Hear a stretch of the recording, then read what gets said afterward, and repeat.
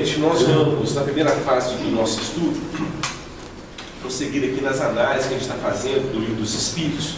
Nós estamos trabalhando o capítulo de número 9 da segunda parte do livro. Esse capítulo aborda para a gente a respeito da intervenção dos Espíritos no mundo corporal, né? Então, mostrando de uma forma clara, de uma forma muito objetiva, a participação, vamos dizer assim, dos Espíritos na vida nossa, a partir das aberturas que nós oferecemos. Uma elucidação muito clara, muito objetiva que eles nos trazem é o seguinte: no momento em que nós nos propomos a fazer alguma coisa, espíritos se aproximam de nós para nos ajudar.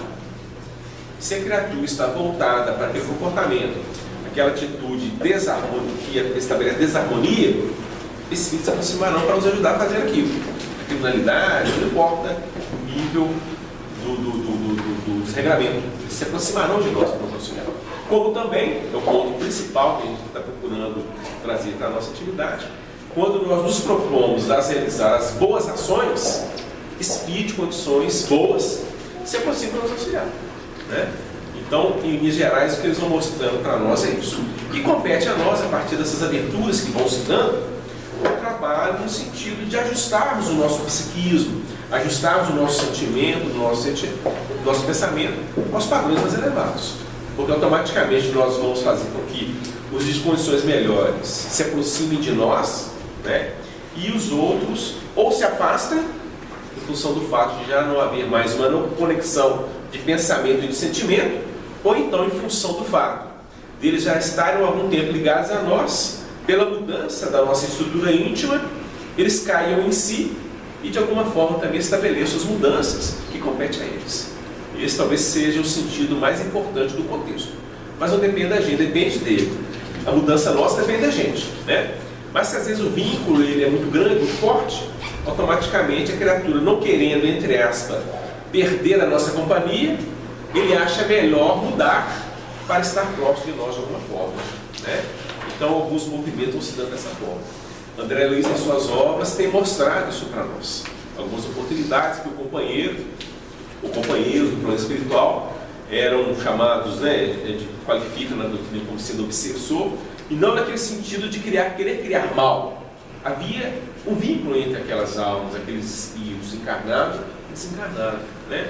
E no momento que o companheiro cai em si e começa a renovar-se, ele entende que também deve se renovar para ficar, de uma certa forma, naquele movimento próximo à pessoa criatura.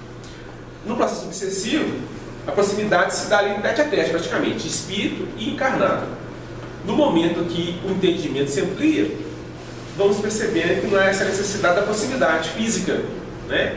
É a pessoa, o espírito, melhor dizendo, se prepara no plano espiritual e o companheiro, no plano físico, continua na sua luta, no seu trabalho de aprimoramento. E na semana passada, nós trabalhamos aqui o subitem do capítulo, a partir da questão 473, que fala a respeito dos processos, né? Que é um processo de influenciação espiritual por parte de espíritos de condições inferiores, que se dá de uma forma tenaz, intensa. E muitas vezes o que está sendo influenciado, ele perde em alguns momentos o controle de si mesmo, se deixando levar pela influência do espírito. Mas existe, por parte daquele que está recebendo a influência, aberturas no campo mental, psiquismo ou do sentimento, que abre campo para que a influência ocorra-se dele. Pode ser o sentimento de culpa, se no passado ele criou um problema àquele espírito especificamente, ou similar ao problema que o espírito traz. Então existe um campo de afinidade, de aproximação. A consciência culpada abre campo para a influência do espírito. Ou pode ser também um processo em que existe uma afinidade entre esses espíritos, o encarnado e o desencarnado. E o encarnado se sente bem, como o desencarnado também. Não se sente bem, confortável com a presença do outro. Então, para se estabelecer aqui uma simbiose entre eles em função dos interesses que eles trazem no mundo íntimo. E a influência do espírito, com o tempo, acaba alcançando uma expressão maior, se tratando do encarnado, né? E todo o processo de mudança, de transformação, requisita da parte daquele que começa a entender, né, o processo, um esforço pessoal. Em alguns casos, né, ou talvez a maioria deles, dos chamados processos, a necessidade da intervenção de terceiros. Né? uma pessoa devidamente qualificada moralmente, que possa atuar magneticamente, vibratoriamente sobre aquela criatura e o desencarnado, de forma a sensibilizá-lo, né? Para que a mudança, a transformação possa se dar. Então são fatos, são situações que a doutrina espírita nos esclarece. E um fato importante que nos é colocado: o espírito que está influenciando, ele não entra no nosso corpo daquele que está sendo influenciado. A influência se dá mente a mente, pensamento a pensamento, né? O espírito do encarnado afasta-se do corpo e o do desencarnado vai influenciar a mente, o sentimento daquele companheiro. E o corpo vai responder dentro daquele teor vibratório que está sendo ali apresentado. Dois espíritos não habitam um corpo. O corpo nos pertence. Esse corpo que nós estamos utilizando, ele é nosso, né? Está debaixo do nosso comando. Se apresentarmos uma fraqueza e nos deixarmos levar por essa influência de terceiros, aí vamos perder temporariamente o controle, mas em função dessa aceitação, vamos dizer assim, em função da influência que o Espírito está exercendo sobre nós, né? Então esses pontos foram apresentados para nós no estudo desse subido. E na sequência, a partir da questão 481, nós vamos trabalhar aqui o subido que Allan Kardec deu o título de convulsionários, né? São criaturas que entram num processo de convulsão, tá? E por trás desse processo de convulsão, a presença de espíritos influenciando de alguma forma. Então ele qualificou alguns casos, não quer dizer que todos os casos de convulsão seja influência espiritual, mas ele percebeu que em alguns casos os médios entram nessa crise em função da influência espiritual, né? Então ele vai trazer alguns apontamentos para nós entender, nos ajudando a auxiliar, nos auxiliando a entender, como nós dizemos, né? Esse processo que dá, ele registrou a época dele, né? E vamos perceber que em alguns casos pode se dar próximo a nós, de modo que a gente possa entender melhor. Como a gente disse, nem todos aqueles que apresentam um processo convulsivo está debaixo de uma influência espiritual. Pode associar-se às coisas, ser fisiológico e espiritual também, né? Mas a gente pode criar uma separação para a gente poder entender, para não falar que todos os casos têm essas características em função da influência, né? Pode ser uma coisa fisiológica, a própria estrutura da pessoa que entra em pânico em função de um problema que ela tem e o processo da convulsão que vem nesse último. Então eu vou pedir o Francisco, por gentileza, Francisco, lê para nós essas questões de subida, são 3 questões apenas, né? Nós vamos ver todas elas, por gentileza. Convulsionários, questão 481. Desempenham os espíritos algum papel nos fenômenos que se dão com os indivíduos chamados convulsionários? Sim, e muito importante, bem como o magnetismo, que é a causa originária de tais fenômenos. O charlatanismo, porém, os tem a miúde explorado e exagerado, de sorte a lançá-los ao ridículo. Letra A. De que natureza são, em geral, os espíritos que concorrem para a produção desta espécie de fenômenos? Pouco elevado. Supõe-se que espíritos superiores se deleitem com tais coisas? 482. Como é que sucede estender-se subitamente a toda uma população o estado anormal dos convulsionários e dos que sofrem de crises nervosas? Efeito de simpatia.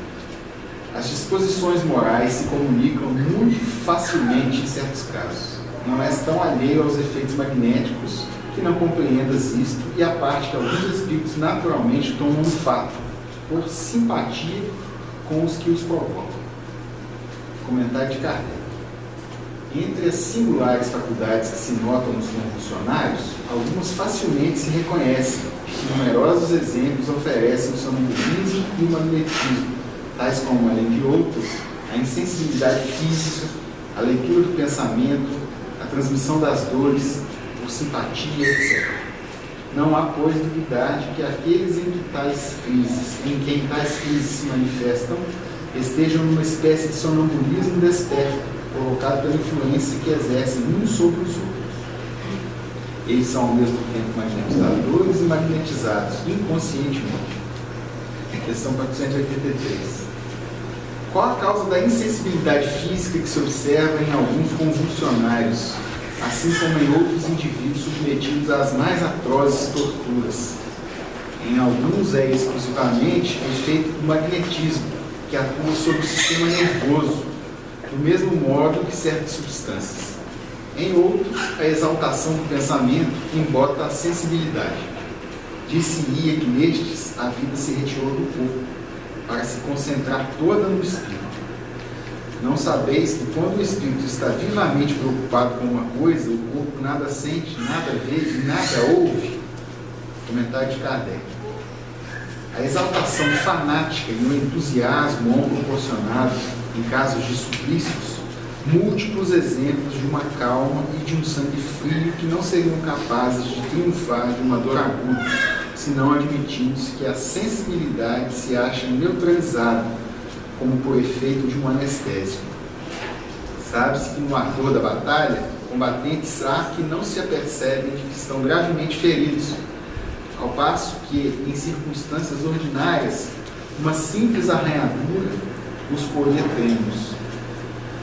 Visto que esses fenômenos dependem de uma causa física e da ação de certos espíritos, lícito se torna perguntar como há podido uma autoridade pública fazê-los cessar em alguns casos. Simples a razão.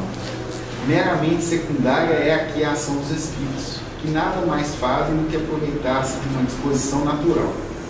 A autoridade não suprimiu essa disposição, mas a causa que a entretinha e exaltava, de ativa que era, passou a ser latente, passou esta a ser latente. E a autoridade teve razão para assim proceder, porque do fato resultava abuso e escândalo. Sabe-se, ademais, semelhante intervenção nenhum poder absolutamente tem quando a ação dos espíritos é direta e espontânea. Muito interessante, gente, está sendo apresentado a partir da sensibilidade de algumas pessoas, de algumas criaturas, ante a presença e aproximação de entidades de espíritos. Então, companheiros no processo de convulsão, e não deixa, em alguns momentos, algumas oportunidades, de mostrar que por trás daquele acontecimento, temos ali a presença de espíritos, a presença de entidades, de alguma forma atuando. A questão do magnetismo também está presente, e abre aqui para nós um leque, no sentido de podermos compreender com mais amplitude essa questão que diz respeito à influência dos espíritos no mundo corporal. Eu vou pedir ao doutor Leonardo, para ele começar para nós, os comentários. O tema envolve uma questão médica, com certeza, E um aspecto que causa muita confusão e até dificuldade no tratamento das pessoas, Uma referência muito importante sobre esse assunto foi escrita há mais de 100 anos atrás pelo Dr. Bezerra de Menezes, encarnado como médico, É a Loucura sob Novo Prisma, se não me engano. É um livro editado pela FEB e publicado por ele, escrito por ele, tratando desses assuntos. O principal foco desse livro é distinguir os casos psiquiátricos ou neurológicos que têm um componente físico realmente, em que a pessoa vai ter realmente uma alteração no cérebro, nos nervos, uma alteração que leve a processos psiquiátricos ou como esse de convulsão, e aqueles quadros que a pessoa está sob influência de espíritos, no aspecto da obsessão, propriamente dito, levando a esse caso de subjugação ou possessão e desses convulsionados. O Dr. Bezerra de Menezes aborda o assunto demonstrando que em muitos casos, os espíritos falam isso aqui também, que precisariam de atendimento médico ou de tratamento no sentido convencional, físico, e as pessoas estavam sendo submetidas a exorcismos ou a práticas ritualísticas para tentar se afastar dos espíritos. Então, os espíritos demonstram aqui, inclusive no item anterior, que as práticas exteriores de nada adiantam, porque não se afastam do espírito com um talismã, com um ritual ou com uma prece que seja feita apenas de boca, que não tem ali a participação do coração ou da autoridade moral de quem faz a prece. Por outro lado,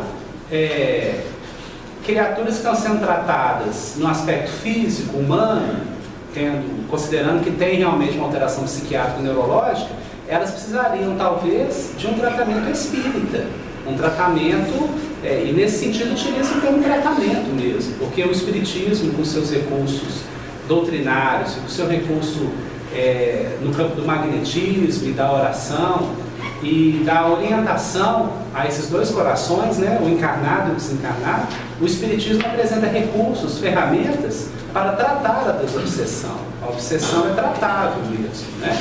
Envolvendo em grande parte a perseverança, a evangelização dessas criaturas e os recursos magnéticos, pelo passe, pela água fluidificada, muitas vezes a frequência numa casa espírita ou, em alguns casos, a frequência em reuniões específicas, né? Então, assim, de uma forma geral, o que a gente percebe é que há uma mistura dos processos físicos e dos processos espirituais. Dificilmente a gente vai encontrar um caso que seja puramente físico, ou seja, a pessoa só tem uma alteração no cérebro, não tem influência nenhuma, ou que ela só tem influência espiritual e que não tem nenhum comprometimento físico.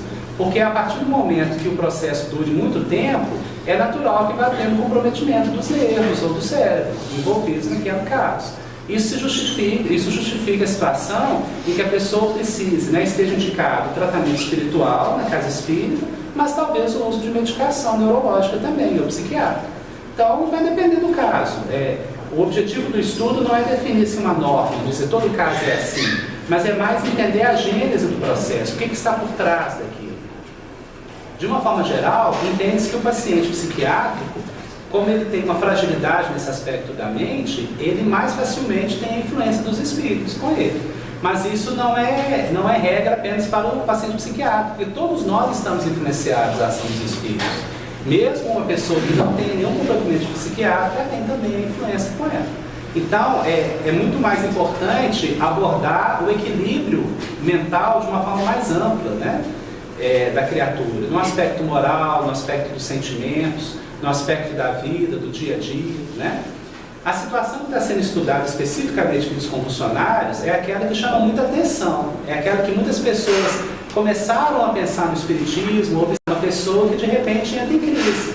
Tem crise de convulsões ou de tremores exacerbados, ou de comportamentos que não se explicam do ponto de vista científico, do ponto de vista físico.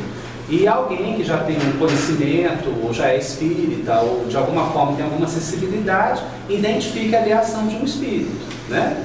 Isso gera muito temor, gera muita preocupação nas pessoas que estão envolvidas no processo, né?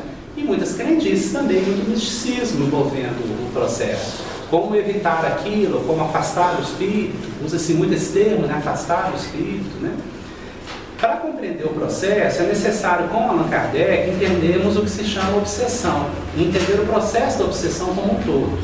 Kardec, junto com os espíritos, catalogou a obsessão em 3 graus, 3 situações que vão desde o quadro mais simples até o quadro mais pronunciado, mais aprofundado, né? No primeiro estágio, temos a obsessão simples, que se manifesta pela influência sutil das ideias. O espírito acompanhando uma pessoa encarnada e sugerindo ideias, propostas. E a obsessão simples ela pode ser muito presente, muito até frequente no nosso meio.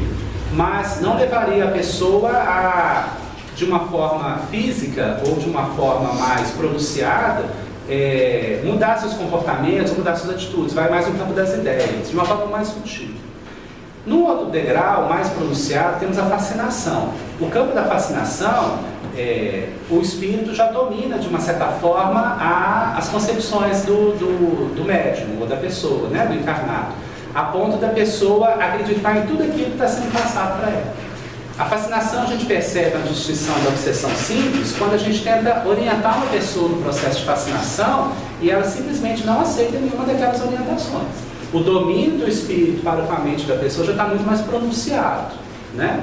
Só que existe um terceiro grau, mais aprofundado ainda, mais até visível de se perceber a obsessão, que é a chamada subjugação.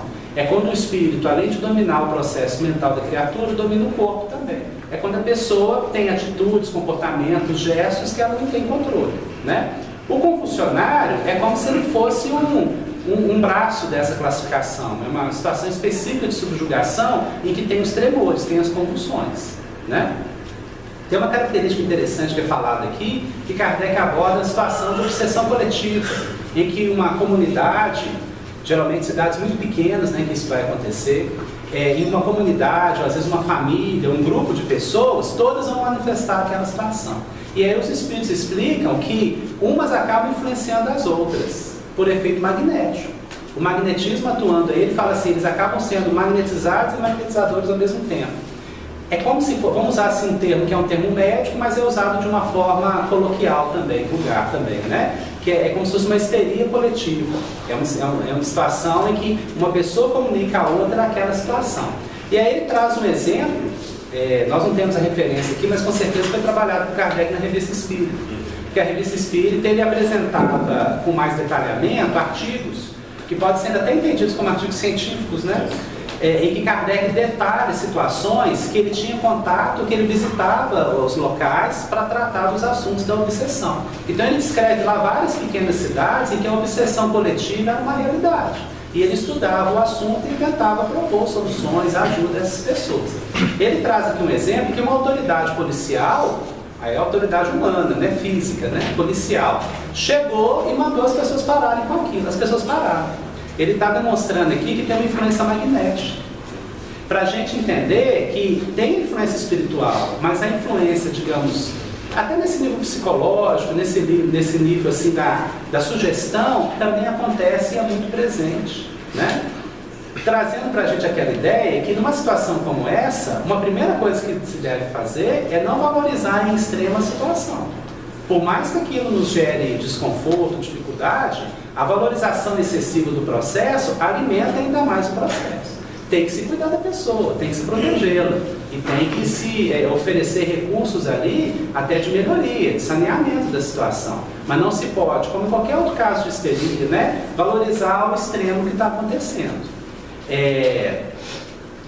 Cria para as pessoas no entorno uma dificuldade assim: eu abordo diretamente o espírito ou não? Eu tento conversar com o espírito ou não? A orientação é sempre que não se faça isso, porque o ambiente próprio para conversar, para dialogar com o espírito é um ambiente de uma reunião mediúnica, que se tem a preparação, que se tem a orientação e as pessoas capacitadas para isso, o auxílio espiritual para isso. O que se vai tentar é direcionar a pessoa para um quadro de equilíbrio, de bem-estar naquele momento. E que se for dizer alguma coisa para o espírito, especificamente dizendo que aquele não é o momento, que não é a hora e que no momento adequado ele vai ser atendido, mas que naquele momento é importante que a situação não permaneça, né? O importante é procurar pessoas que tenham recursos nesse campo do conhecimento e principalmente no campo da autoridade moral. Não só nessas questões, mas em várias outras, os espíritos explicam isso. Sem autoridade moral, ninguém consegue direcionar os espíritos. Nesse sentido que é necessário um coração puro, é necessário uma autoridade que passa pelo reto pensamento, pela reta ação, né? Aí podemos perguntar assim, quem pode se avorar e dizer que tem isso, né? Quem pode dizer assim, eu tenho autoridade moral para convencer os espíritos, para direcionar? Por isso que a prece, ela é fundamental nesses casos. A prece, como se diz aqui, entra como um recurso primordial. Porque na prece nós buscamos o auxílio do mais alto. A prece é direcionada a Deus, é direcionada a Jesus e aos bons espíritos que têm recurso para lidar com a situação. E a prece ela tem efeito magnético também. Então, se tem um efeito magnético deletério ocorrendo, as criaturas envolvidas através da prece, da elevação do pensamento, podem contrapor um efeito magnético benéfico para equilibrar a situação, para reposicionar ali a situação. Uma vez passada a crise, as pessoas envolvidas, né, a pessoa especificamente que teve a crise e as pessoas envolvidas mais próximas, precisam se dedicar ao campo da autoevangelização. Da evangelização, né, da moralidade, do conhecimento a respeito do assunto. Isso pode ser obtido em qualquer ambiente religioso. A gente não vai aqui dizer que a pessoa tem que estar na casa espírita, de forma nenhuma. Um ambiente em que ela esteja e que ela consiga se fortalecer nesse aspecto espiritual, nesse aspecto do caráter, da moral, com certeza vai beneficiar essas criaturas. O Espiritismo, ele oferece um passo a mais no campo daquelas explicações ou das orientações específicas sobre a relação do plano físico, do plano espiritual com o plano físico, né? E ele oferece recursos nesse aspecto magnético muito poderosos, nesse sentido assim de serem objetivos naquilo que precisa ser tratado, água fluidificada, os passes, né? E as orientações que são dadas nas reuniões. O assunto é muito amplo, né? E ele pode gerar muitas dúvidas, mas uma questão que foi apresentada antes até vai nos ajudar a entender um pouquinho sobre isso. É a questão 469, foi estudada, se não me engano, há 2 semanas. Por que meios podemos neutralizar a influência dos maus espíritos? Talvez essa seja a questão principal a ser trabalhada. Olha a resposta dos espíritos superiores. Praticando o bem e pondo em Deus toda a vossa confiança, repelireis a influência dos espíritos inferiores e aniquilareis o império que desejam ter sobre vós. Guardai-vos de atender às sugestões dos espíritos que vos suscitam os maus pensamentos que sopram discórdia entre vós outros. E depois eles vão falar para a gente não dar atenção àqueles espíritos que estão nos sugestionando as paixões e o orgulho principalmente. Então a gente vê que tem todo um trabalho moralizante que tem que ser feito pela criatura que está no processo, por todos que estão no entorno e por todos aqueles que tentam ajudar, né? Como é que eu posso tentar ajudar alguém se eu não estou me exercitando na moralização? Eu preciso me moralizar também. A melhor forma de afastar, entre aspas, né? Afastar os maus espíritos é aproximando os bons. Porque a presença dos bons naturalmente afasta os maus. Então a criatura precisa se evangelizar para que consiga se reposicionar nessas questões. E por último, para encerrar nossa fala, nós ficamos pensando na importância que tem esses casos para chamar a atenção da sociedade para as questões espirituais. Então, às vezes, numa família, uma situação dessa, leva as pessoas a procurar espiritismo, leva as pessoas a procurar estudar, a conhecer um pouco mais, ter um entendimento melhor dos processos espirituais que dizem respeito a ela própria, né? Vale a pena conhecer um pouco mais sobre o assunto, principalmente sobre o magnetismo.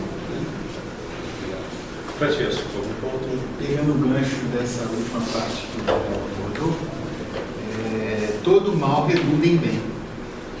A gente aproveita as oportunidades das dificuldades, do sofrimento, aprofundando, pesquisando e acaba por encontrar o caminho do roteiro evangélico, estudando e desenvolvendo a moral cristã que nos promove a uma blindagem, a um isolamento dessas influências perniciosas.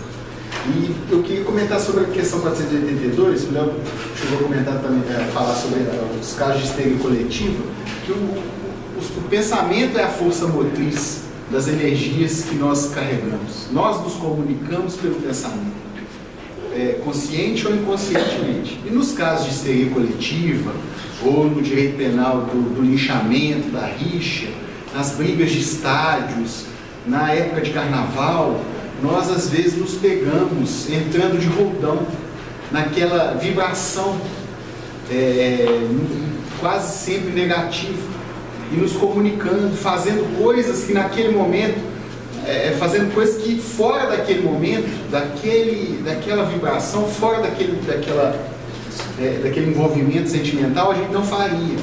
Quantos vídeos, infelizmente, a gente acompanha na internet, os casos policiais, de linchamento de criminosos que são quase que assassinados a sangue frio por dezenas de pessoas que se amontoam sobre ele.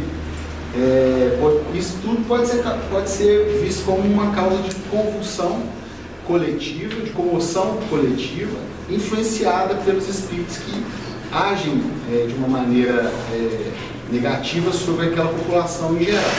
Eu lembrei de um caso também de 2009, de um convento, de umas freiras ou de um internato para meninas no México, em que 60 meninas entraram em estado de convulsão, apresentando movimentos involuntários, um caso que foi considerado de histeria. E o Espiritismo estudou sobre essa ênfase da influência dos seres de pouca elevação moral.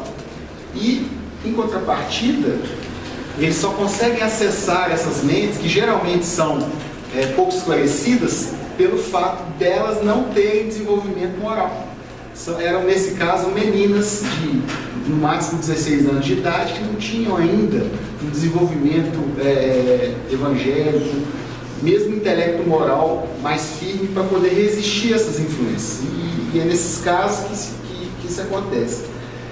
Outro que é mais atual e que a gente vê muito são aqueles casos de manifestações nas redes sociais, nos Facebooks, nas mídias eletrônicas, em que a gente pega uma verdade que foi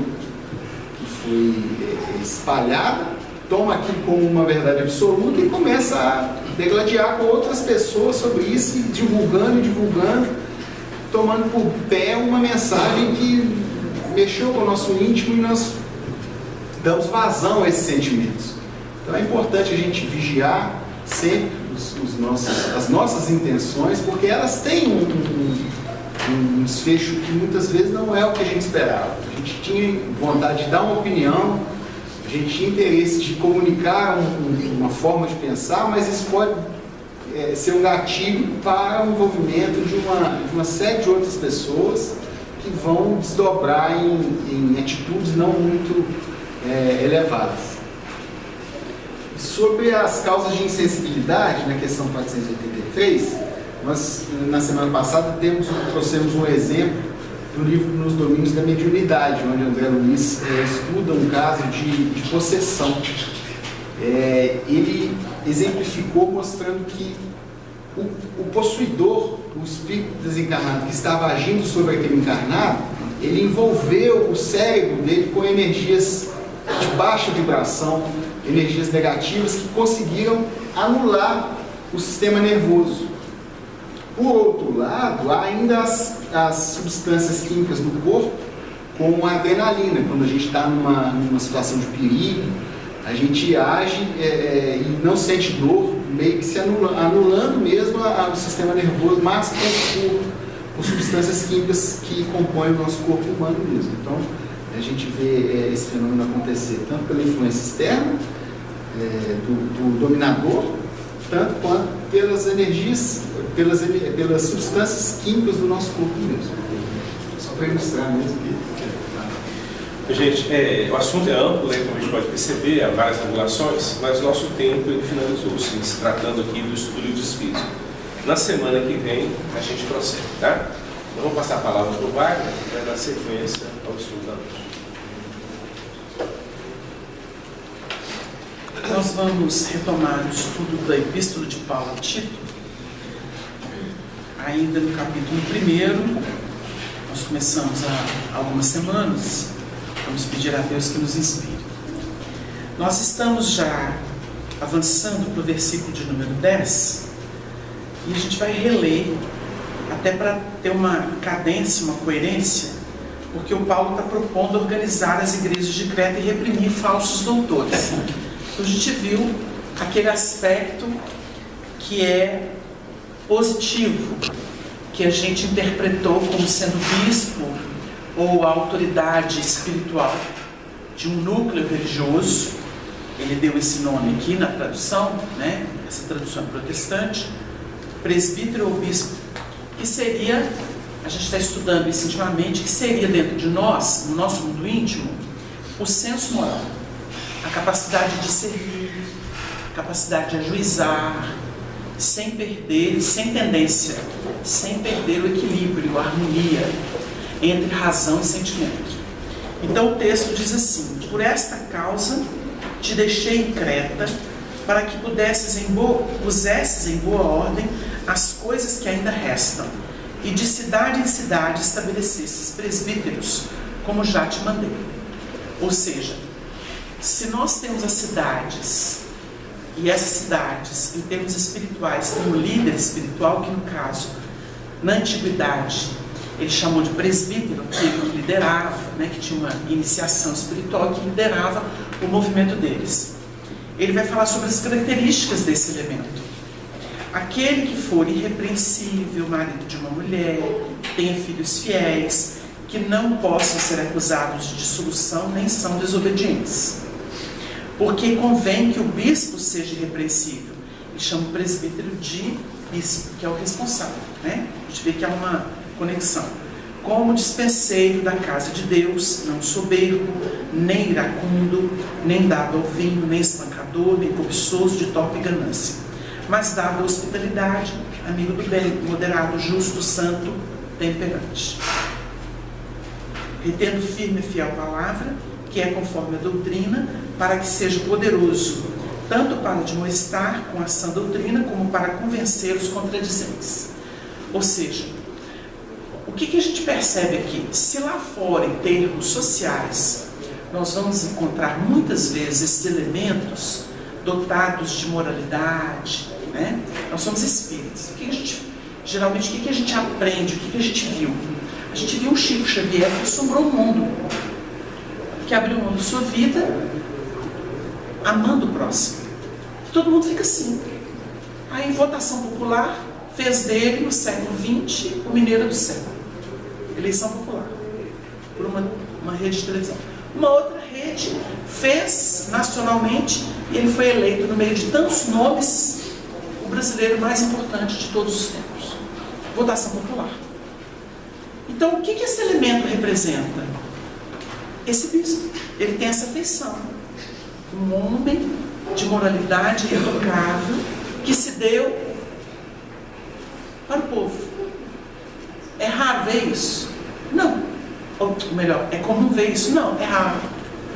Porque geralmente as pessoas têm interesse, elas se vendem. E foi o que não aconteceu. São mais de 400 livros que foram para o bolso dele? Nunca. Mas multiplicou instituições de amparo no Brasil inteiro. Quer dizer, se notabilizou. Nós estamos usando um exemplo. Mas nós estamos estudando isso? Não. Porque a gente já explicou semanas anteriores que existe uma diferença entre sacerdote e apóstolo. O apóstolo não usufrui uma gota da sua prestação de serviço. Não ganha dinheiro, não se vende, não usa fama, não tem vaidade por isso, não tem arrogância por isso. O apóstolo é aquele que se faz o servo de todos, como Jesus ensinou. O maior no reino dos céus é o menor e servidor de todos. Esse é o apóstolo. Agora, o sacerdote, ele é assalariado. Ele tem o preço dele. O sacerdote é um instrutor. O apóstolo, ele vai na alma. Ele ilumina a alma. É diferente. As tarefas são diferentes. Um instrui sobre doutrina, sobre religião. Agora, o apóstolo ilumina a alma. É diferente. Então, o apóstolo é um Gandhi, que não é uma Teresa de Calcutá, que não se vendeu, começou lá embaixo, recolhendo vidas que ninguém queria, uma coisa horrorosa naquele país tão miserável, e se notabilizou, foi recebida pelos grandes homens, mas chegou a dizer para uma rainha que disse que admirava, ela falou assim: muito simples, é só fazer o que eu faço. Muito simples, e é verdade. Ela não mentiu, ela não perdeu a pose de simples, nem diante de autoridades. E a gente vai vendo, esses são apóstolos. São aqueles que não se vendem, que não têm preço, que amam. E o que interessa para eles é amar. Não existe outro título. São os verdadeiros, são os autênticos que revelam Jesus, né? E na história da humanidade nós temos muitos nomes assim. Começando pelos seguidores de Jesus, que foram os apóstolos, depois que Jesus partiu. Mas quantos nomes ficaram? Quantos heróis que se deram em holocausto, sem qualquer outro objetivo que não amar o semelhante, levar para o semelhante aquilo que eles conheceram de Deus, sem nenhum interesse material. Então, isso é importante. No plano íntimo, a gente está estudando o plano íntimo. A gente tem isso como sendo o senso moral, a vontade lúcida, que vai governar a casa. Para quê? Para que haja harmonia. Que harmonia? De cálculo, de coisa material? Não, de virtudes. De virtudes. A vontade em nós, ela é estudada por Emmanuel, a gente está estudando na segunda-feira, ela tem o poder de organizar o desejo, a memória, a inteligência, e vai por aí. São os departamentos. O Emmanuel diz que ela requisita a vontade para poder governar, ela chama a prudência, por exemplo. A prudência, sim, é um tempero. Ela requisita a prudência, porque é preciso ter. O que ele está falando aqui? Ele está falando que não pode ser soberbo, nem iracundo, nem dado ao vinho, nem espancador, nem cobiçoso, de torpe ganância. Por que ele não pode ser isso? Porque ele tem que ter moderação, tem que controlar desejo. A vontade tem que disciplinar. O bispo em nós é o senso moral. E o senso moral é sinônimo de vontade. O senso moral em nós é a soma das experiências que eu tive que me dá uma lucidez. Então eu penso numa coisa para fazer e falo assim, não posso, não cabe mais. É o senso moral, é o meu bispo. É o meu bispo interno. A gente está falando de sacerdócio, daquele que sai à frente guiando as ovelhas. Ele vai pôr ordem na minha casa. Não, eu não posso. Não posso. Se eu já usei droga, por exemplo, e eu sofri com o processo, me reequilibrei. Aí na hora que eu vejo a droga, não posso. Não posso, não devo, não posso. Porque poder até pode, né? Livre-arbítrio existe. Não devo. Não devo.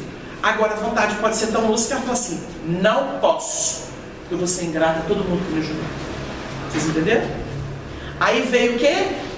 O controle do desejo, o controle da imaginação, porque fica lá imaginando a droguinha, e vai me tirar do corpo, vai me aliviar um pouquinho, vai me dar aquela euforia falsa. Mas eu não posso, porque eu seria negligente, seria ingrato, seria um crapo. Então eu não devo e não posso. A vontade faz isso com a pessoa. Aí ela se contorce, mas não vai. Te lembra da frase do Emmanuel que está no Fonte Viva, né? É preferível chorar sobre os aguilhões da resistência do que sorrir sobre os narcóticos da queda. Essa frase é perfeita. E quem resiste às coisas que tentam, sabe muito bem o que ele está falando. Se contorce, mas dá conta. Porque o bom senso, ou a vontade, ou o senso moral, é na verdade a consciência da pessoa. É a consciência. Aí a gente pode encontrar a relação que existe entre todos esses elementos que a gente nomeia. E vai governar. Retendo firme a fiel palavra. O que é palavra? Palavra no Evangelho é verdade. A palavra de Deus. O Verbo se fez carne e habitou entre nós, em espírito e verdade. É verdade. Palavra no Evangelho é verdade. Sinônimo. Então, retendo a fiel palavra, ou seja, a coerência da nossa vida com os fundamentos da vida, que é Deus. Porque quem criou a vida foi Deus. Eu vou agora fugir dos padrões, inventar uma moda contra a origem da vida, que é Deus? O que o homem cria? Criar é tirar do nada. O homem não cria, o homem co-cria. Ele desenvolve aquilo que já existe.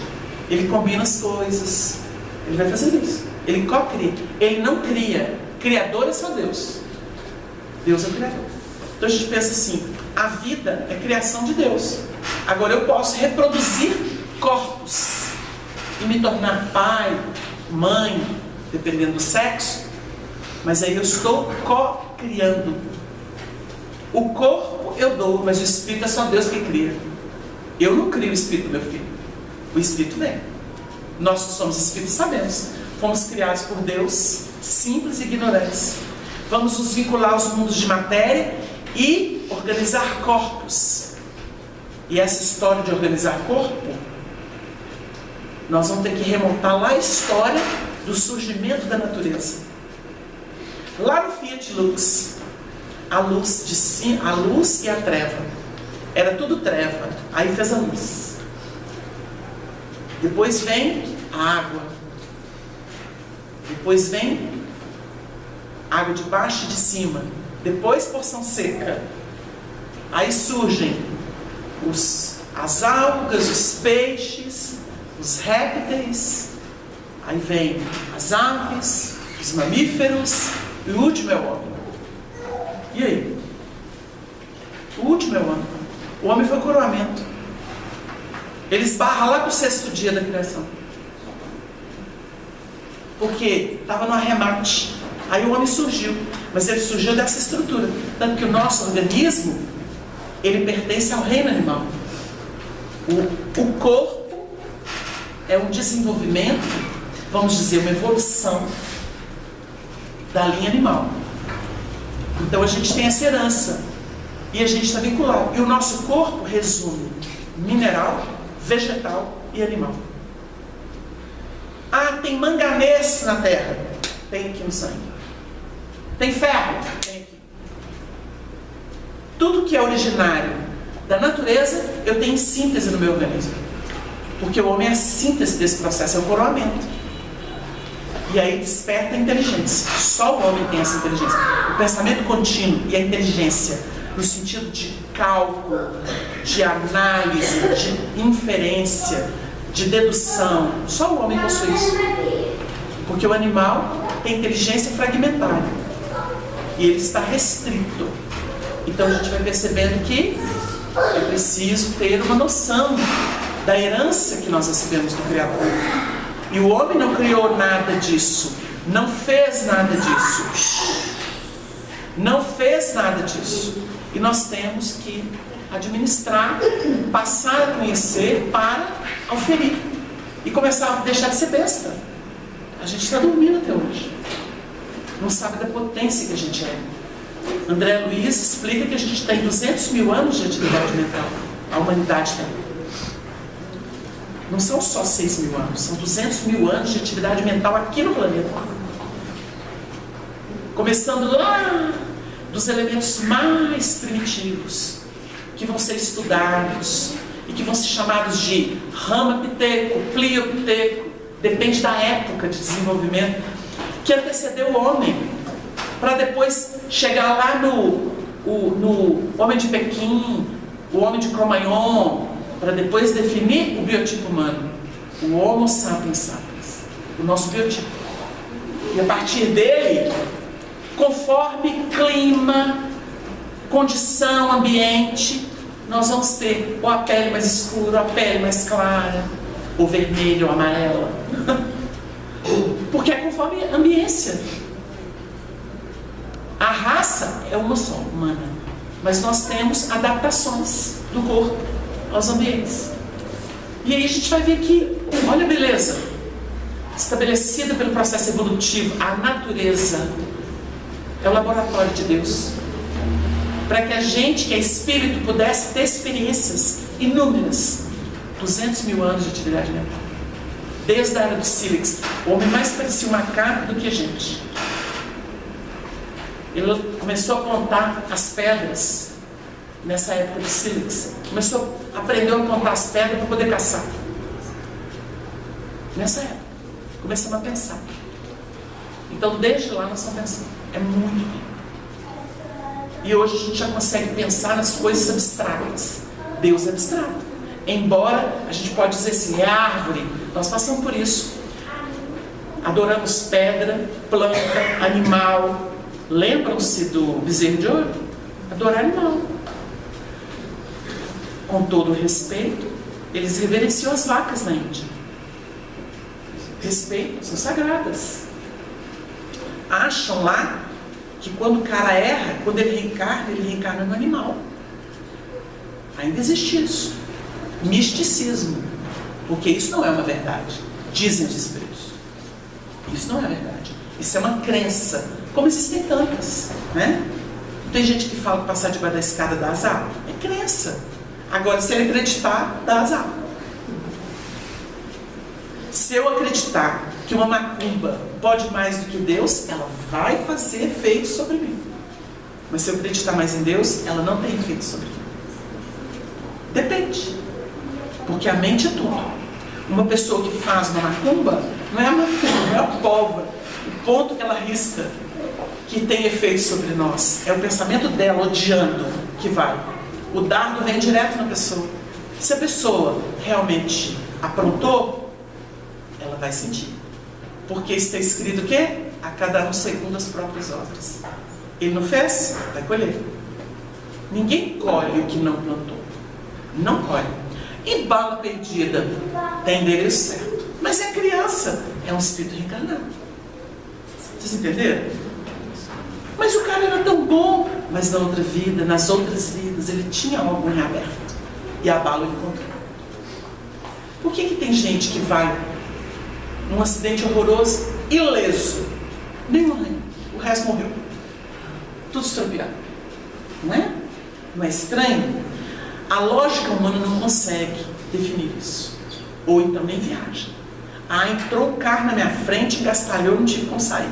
Atrasei. Quando cheguei lá, o avião estava partindo. Caiu o avião e ele ficou. Alguma coisa acontece, porque ele não deve. Quem não deve, não passa. Porque a lei divina é perfeita.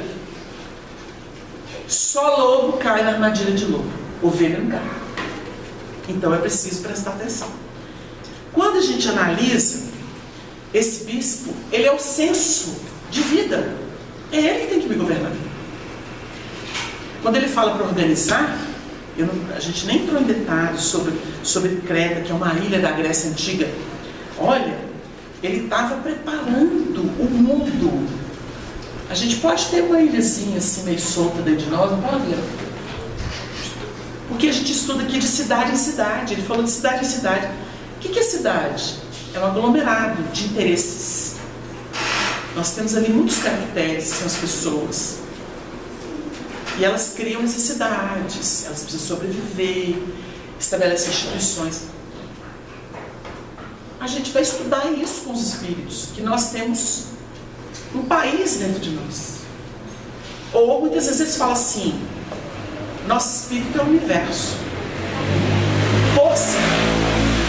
Fora o universo de Deus, que é o absoluto. Mas nós temos um espírito que é um universo por si. Será que eu conheço tudo de mim? Não. Não conheço. Tem uma página da irmã Sheila, no livro Passos da Vida, psicografado por Chico Xavier, que chama Pontos Mortos. Ela fala que nós temos no psiquismo, na alma ou na mente, pontos mortos. Se eclodir, vem um problema que a gente não sabia que tinha.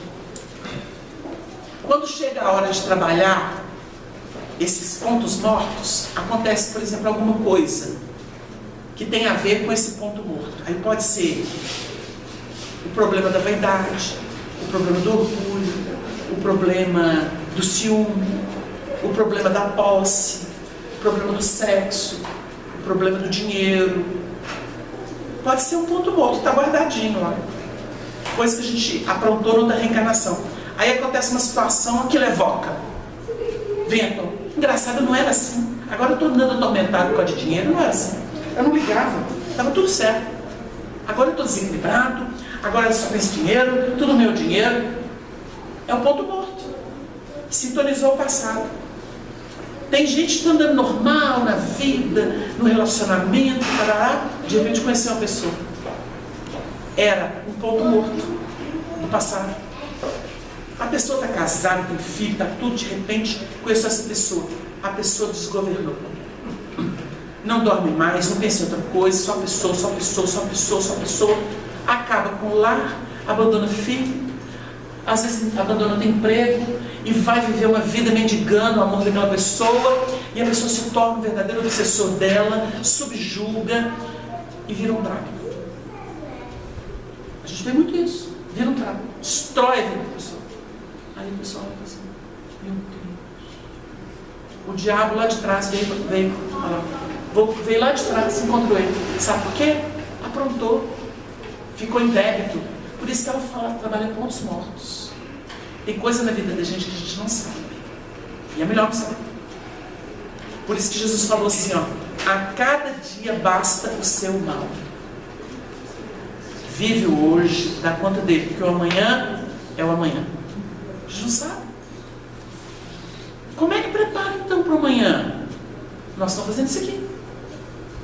Abrindo a mente, buscando desacaviar o coração das amarras, do mau humor, da preguiça moral, e vamos atuar no bem.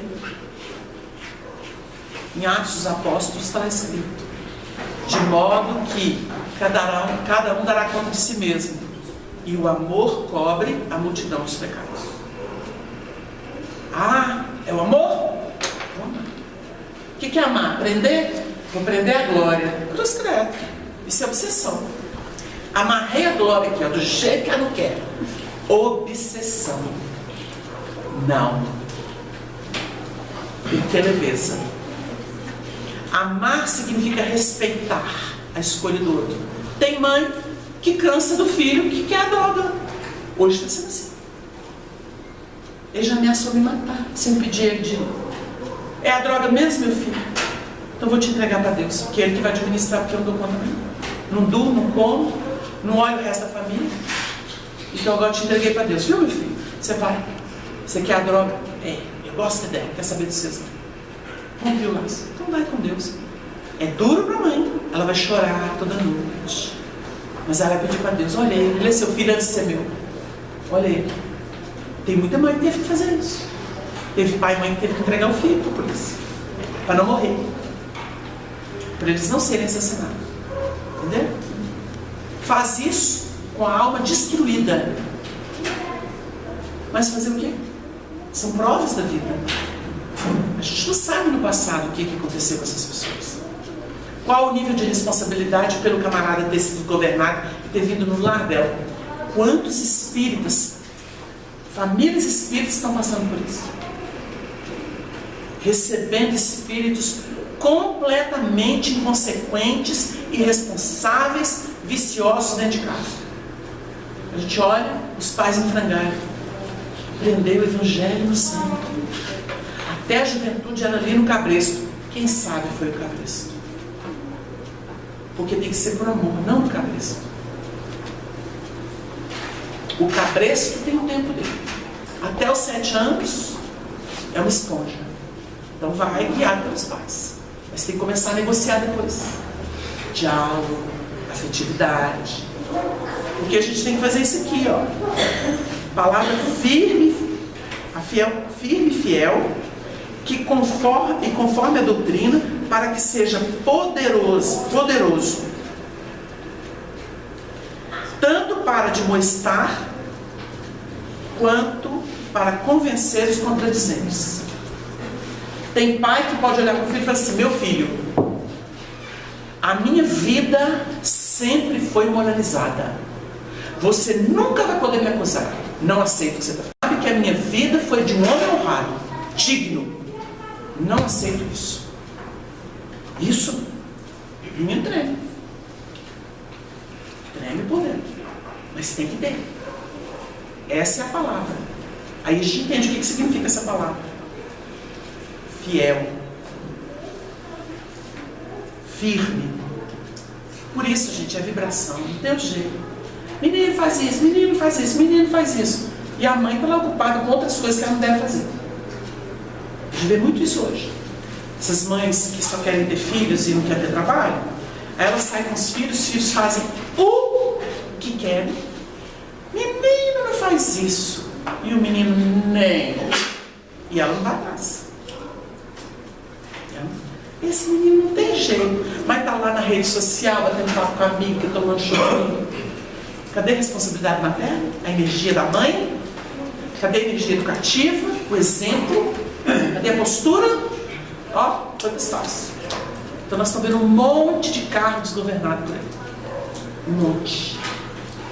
Um dia Chico Xavier passou uma dessas, os pais tomaram conta do menino e o menino aprontou tudo que quis na casa dele.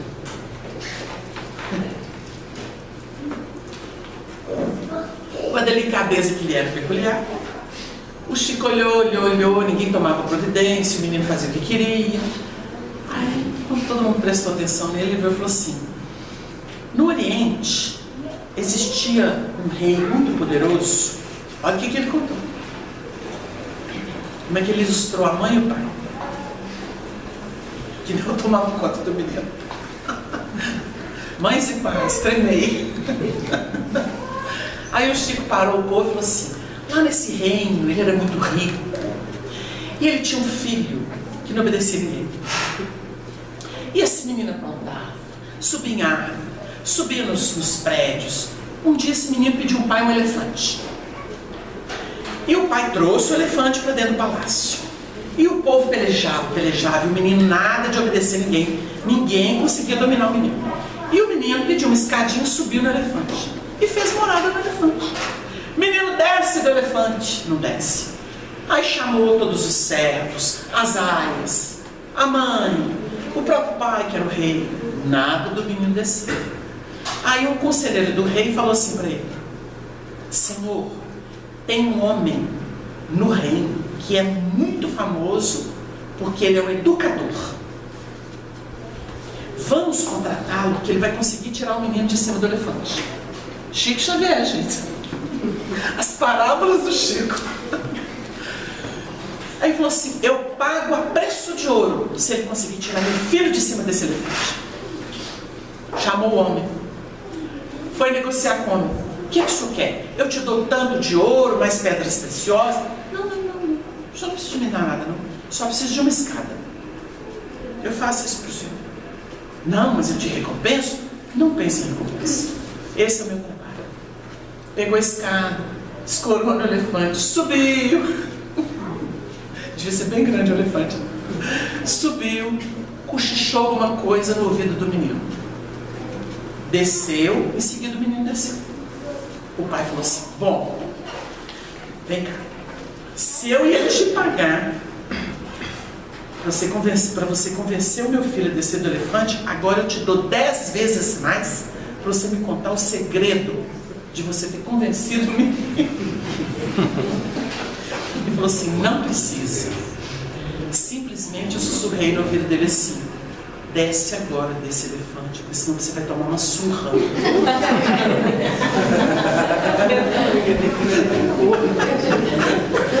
E o Chico fez todo mundo rir. E quem sabe os pais devem ter desconfiado que o filho estava passando os limites, não é? Então, é vibração. Mas vibração de autoridade, não é? Tem que ter autoridade. O povo antigo falava assim: nossa, o pai da gente só olhava, a gente tremia. Mas olha a postura. Às vezes o cara não era santo, mas tinha uma postura de enérgico e a gente tinha medo. Claro que os meninos de hoje não têm medo de nada, mas de vibração ninguém foge. O pai ou a mãe honrados, que cumpre os seus deveres, que educa, que dialoga, quando olha. Então geralmente tem essas coisas de código, né? Que não se combina, mas que se decodifica. Então, por exemplo, às vezes a mãe chama o menino por um apelido, né? Acostumou no apelido, às vezes o apelido e mais alguma coisa. Então nós temos um amigo que a gente morria de rir dele, porque ele tem nome composto. Ele fala assim que a mãe costumava chamá-lo assim pelo primeiro nome, mas quando ela falava o nome composto, ele tremia. Vocês entenderam? São essas coisas. Então a gente tem os códigos. Geralmente as mães quando reclamam dos filhos falam para assim: para de ficar falando demais. Quem fala demais não tem autoridade. Tem que ser pontual. Fez birra, deixa esgotar. Porque a gente aprende com a gente mesmo. Quando você está infeliz, incapaz com uma coisa, você obcecado por uma coisa, não adianta te dar conselho. Espera. Na hora que declinar a energia, é hora de ouvir. Menino é a mesma coisa. Mesma coisa. Então a gente tem que saber a hora. O momento psicológico, o momento emocional. Aí você educa. Do contrário, você se gasta. Aí fica dois desgastados. Então fica aquilo que o Leão falava, que é as pedras em atrito, tirando a aresta uma da outra. Aí é karma para a mãe, karma para o filho, karma para o pai, karma para o filho. Então tem que saber pontuar. Isso tudo, gente, é uma ciência. Isso é seletivo, porque é uma qualificação. A pessoa vai saindo do desgaste comum. É que nem, por exemplo, hoje citaram aqui essa questão de rede, das inverdades. Mas vocês têm dúvida de que rede social facilitou a obsessão coletiva? Eu não tenho. Foi como os espíritos trevosos. A gente conversou com uma querida amiga, Angélica Maia, em Lavras ontem. Estava trocando umas ideias e ela estava resumindo algumas coisas que a gente já sabe, mas que a gente esquece. Ela chama as trevas de forças involutivas. Ela estava contando que Existem 4 vertentes das forças evolutivas hoje. Toda regra tem exceção, viu, gente? Toda regra tem exceção. Mas a treva, os espíritos que querem dominar a Terra, que não querem que a Terra progrida, que são os chamados espíritos atormentados, obsessores, ou dragões, ou anticristo, ou demônio, não importa o nome que se dê, que são as forças evolutivas, ou seja, aqueles que não querem crescer, apesar de já terem condição para isso, eles estão usando 4 caminhos, né? E a gente falou para ela assim, eu tenho certeza que é isso, Angélica. Então ela estava alinhando. Eles estão usando a ciranda financeira. Vocês já viram como é que as corporações mandam no mundo? Nós tivemos um exemplo do que uma grande corporação fez com o Brasil. Que está aí, ó, descobriu. Esse grande grupo, o que ele fez com o país? Comprou juiz, comprou promotor, comprou político, e eles mandando, porque eles têm o dinheiro que eles gostam, né? Vocês gostam de dinheiro? Vem cá. Zombou, agora estão indo para cadeia. Mas zombou da sociedade, zombou de todo mundo. Isso é uma corporação. Ela é uma das. Vocês imaginam a indústria farmacêutica, a indústria bélica que produz armas. As poderosas estão nos Estados Unidos. Aí vem a alimentícia. Alimentícia. São as corporações. A da tecnologia. Então, uma é a finanças, a outra é a mídia. Mídia a serviço da treva, porque ela está a serviço do dinheiro, do capital. A mídia, política e religião. Tudo negócio. São 4 forças evolutivas. Não religiosidade, não a política sã, que ela é feita de modo ético com quem não se vende. Por isso que a gente falou assim, tem que ter cuidado para entender isso. Não estamos malsinando que é tudo força de treva, não. Mas quem está movimentando tudo isso que a gente está vendo, o que está por trás de um presidente dos Estados Unidos? Mas não é só ele, não. Ele entra em acordo com os países de primeiro mundo, os países aliados. Vocês entenderam? O que é isso? Quem que manda neles? Corporações. É onde corre o dinheiro. Agora, vai desistir do mundo por causa disso? Eles passam.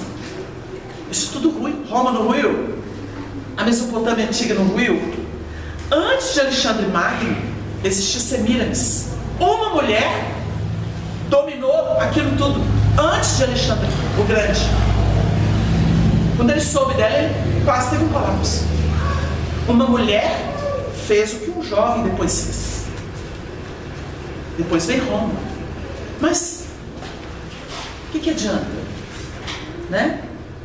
Os muçulmanos não tomaram a Europa? Estão tomando de novo, né? Antigamente foi na base da guerra.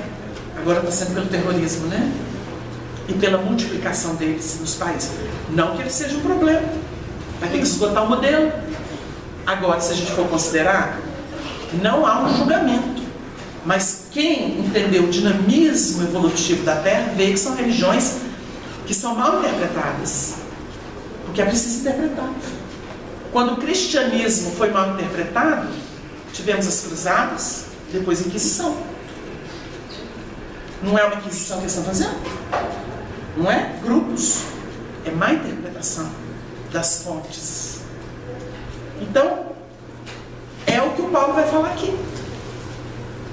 Porque ele diz assim, só para a gente adiantar um pouquinho. Ele vai falar sobre o aspecto maldoso agora. Se a gente viu o aspecto de luz, que é o bom senso, que é a consciência, e a experiência que dá isso para a criatura, porque o incauto não tem isso. Por isso que aparecem líderes, né? Nós estamos sem liderança. Nós estamos sem liderança, né? Nós temos um Papa aí penando para poder levar consciência para os católicos e mexendo com o mundo, inclusive com os ateus, porque ele está se desvestindo. Se não se desvestir, não tem parte com Jesus nem com Deus, porque tem que desvestir. E o Paulo está ensinando isso aqui, porque há muitos desordenados, faladores, vãos enganadores, principalmente os da circuncisão. O que ele falou aqui? Os que vestem a roupa sagrada. Porque a circuncisão era o sinal de que tinha parte com Deus. Sinal físico. Cortava lá o prepúcio do pênis, tinha parte com Deus. A circuncisão dos judeus. O que ele está falando aqui? Que são falsos. Vocês entenderam? Principalmente os da circuncisão. O Paulo foi muito corajoso, porque ele era judeu, chegou a ser sumo sacerdote, que era o cargo máximo dos da sua raça, quando ele viu Jesus na estrada de Damasco. Desvestiu. O que nós vamos ver? Se eu quiser, eu viro um orador de pompa e circunstância. Quero tapete vermelho, carro do último dia para pegar, hotel 5 estrelas para ficar. Senão não vou. Tem gente que paga. Com todo respeito a todos os trabalhadores.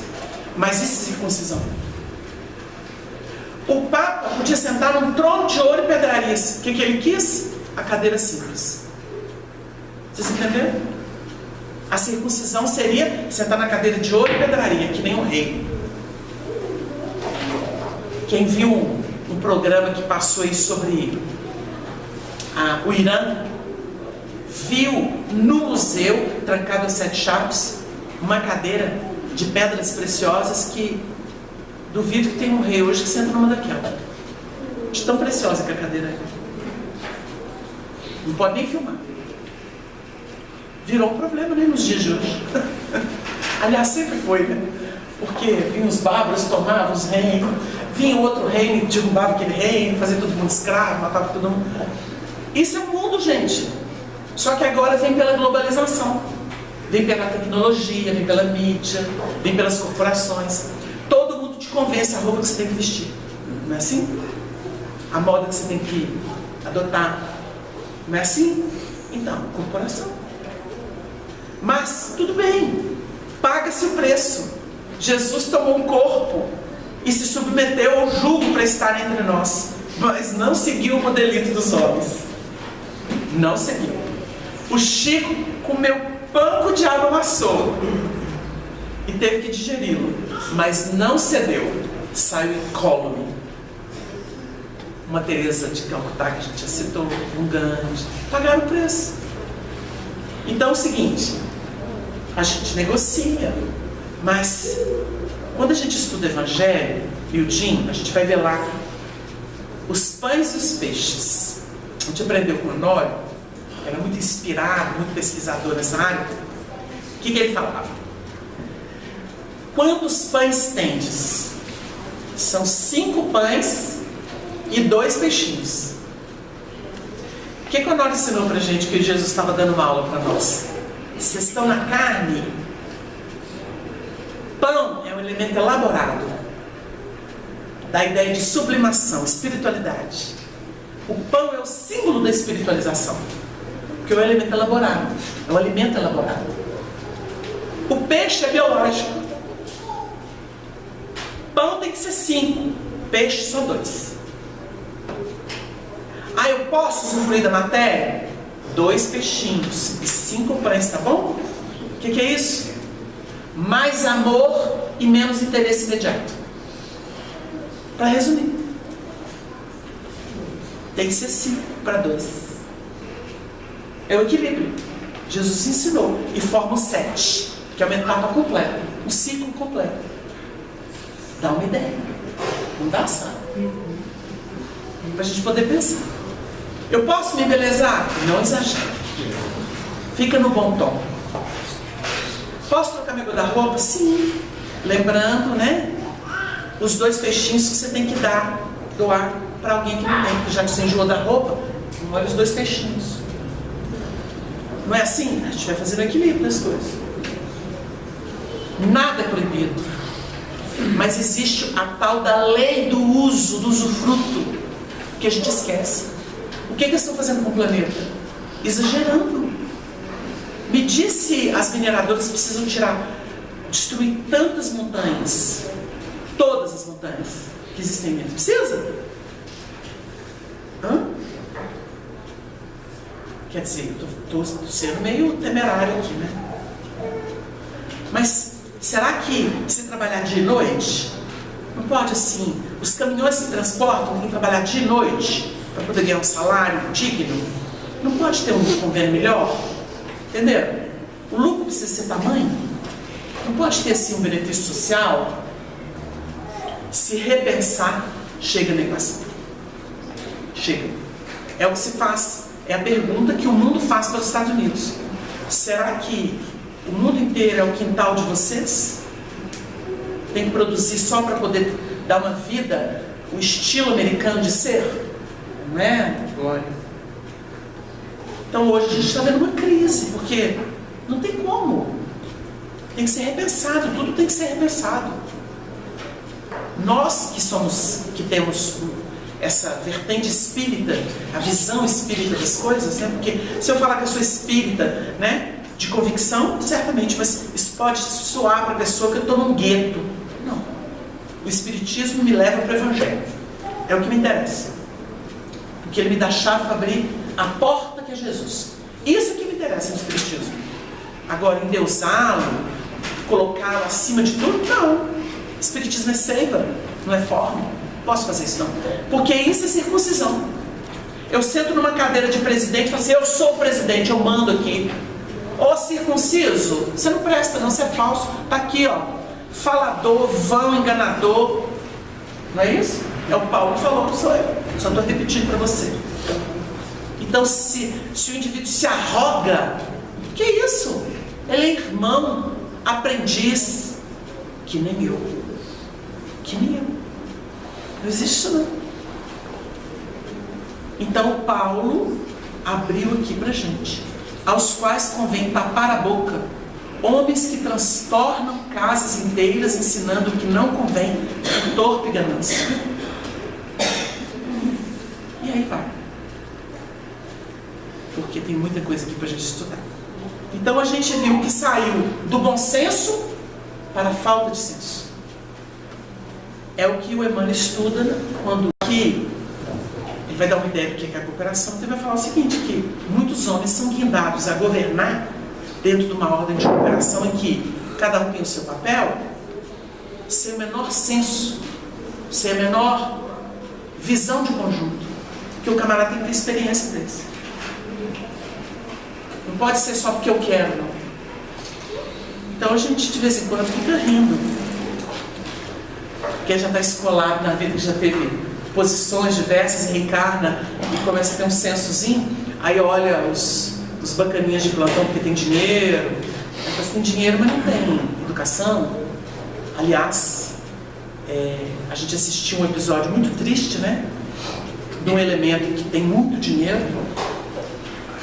A gente viu uma elegância moral da pessoa, né?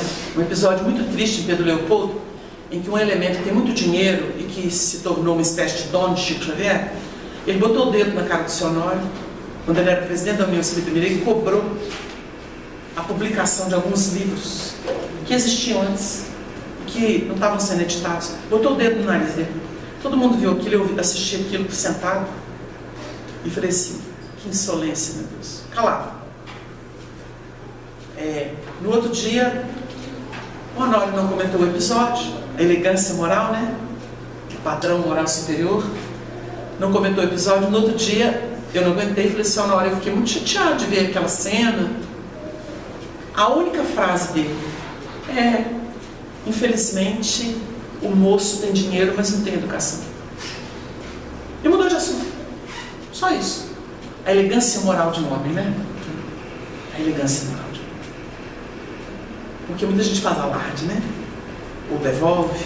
Aí outro dia uma pessoa publicou uma frase do Chico e eu achei interessante porque ele dizia que ele foi para um camarada se dirigir a um companheiro de trabalho tentando ajudar e o camarada saiu nele, cuspiu tudo que não queria nele. E o Chico não merecia aquilo. Solidário, cumpridor de seus deveres. Então o Chico ficou meio chateado e quando ele pensou em alguma coisa, o Emmanuel falou para ele assim, silencie e ouça tudo até o fim. E explicou para ele, o nosso irmão tem uma crise de fígado. Ele está doente. Ele está com uma sobrecarga, até vibratória. Ele precisava cuspir-se em alguém. Você está fazendo uma grande caridade ficando em silêncio. Ajude-o. Em silêncio você irá ajudá-lo para ele poder ter mais saúde. Ó, ensinamento de Emmanuel. Que coisa impressionante. Honório diante daquele insolente. No outro dia ele comentou, ele tem dinheiro, mas não tem educação. Os homens elegantes que nós conhecemos, para a gente poder ter uma ideia do que é, o que é ser esse bispo, né? No plano interno. Porque não adianta bispo lá fora não, gente. O bispo tem que estar dentro. O juiz tem que estar dentro de nós. A seletividade, o equilíbrio. Então é isso que o Paulo está ensinando para a gente. Que o Senhor nos abençoe. Muito bem, nós vamos ir caminhando para o encerramento da nossa reunião e vamos ouvir as páginas gravadas. Tempo e nós. Não julgues que a vida seja feito do acaso. Se atentares para a verdade, verás em tudo sublime harmonia. O suposto caos dos homens é movimento de vida em expansão. Em todos os acontecimentos, a justiça se estampa irretocável. Submerso na carne densa, raramente o homem enxerga o conjunto. A cada um segundo as suas obras, eis a equação evolutiva. Para alcançar a pureza íntima, Deus nos concede a bênção do tempo. Aproveita, pois, o tempo a ti concedido, enriquecendo de boas obras. Se acreditares no aparente caos, passarás em branco na existência. Dificuldade é a tarefa que o tempo nos apresenta para ocupar-nos no bem. Cada um tem o tempo que necessita, e só o bem nos concede o tempo desejado. Emmanuel. Marcos Vilela, meu filho, suplico a Jesus e a nossa Mãe Santíssima abençoá-lo e fortalecê-lo para o prosseguimento das lutas depuradoras que nos são tão importantes aí na Terra. Sua amiga e mãe espiritual está bem ao lado do filho amado e de familiares outros que me enriquecem as experiências na vida espiritual. Só tenho a agradecer e sou tão reconhecida a vocês que tenho podido visitá-los periodicamente por graça de Deus. Gostaria de lhe reafirmar, meu filho, a necessidade do trabalho, inclusive mediúnico, e tenho certeza de que nossos queridos, a Maria Fonseca, a Maria Geralda, a Cíntia, o José Antônio, para citar alguns companheiros do nosso grupo Dias da Cruz, saberão prepará-lo na prestação de serviços aos que sofrem, no prosseguimento daquilo que sempre fizemos na casa. Para tanto, meu filho, nosso José Kleber e o próprio Antônio lhe recomendam humildade e paciência, disciplina e coragem, pois você possui faculdades que serão intensificadas, visando um trabalho mais ostensivo naquelas bases de responsabilidade e caridade que por tantos anos socorreram tantos corações enfermos e aflitos. Entregue o coração a Jesus e se organize para o estudo e para o trabalho, com valor moral e extrema confiança nos benfeitores. De nossa parte, estaremos auxiliando quanto possível, ombreando os trefeiros de nosso grupo querido. Estendo o nosso carinho às irmãs tão queridas e valorosas que estão presentes. O nosso Bezerra nos orientou a utilizar nosso querido amigo nesta noite para adverti-lo quanto aos seus compromissos ainda não cumpridos nesta área da mediunidade. Sinto muita gratidão a você pelo companheirismo e apoio de tantos anos. Dedicado ao trabalho e renovando-se progressivamente, a sua saúde estará muito bem, meu filho. A cooperação e a fraternidade devem estar em alta entre nós. O movimento de todos pelo Natal de Jesus, junto aos mais necessitados, é sublime alegria em meu coração. Leve, meu filho, o meu carinho e os meus agradecimentos aos nossos companheiros do Dias da Cruz. Saúdo também sua esposa dedicada e generosa, da amiga e devedora de todos vocês para sempre, Maria Coutinho. Muito bem, gente. Nós vamos encerrar a nossa reunião. Agradecidos a Deus, nosso Pai, pelas duas bênçãos escolhidas pelos nossos corações.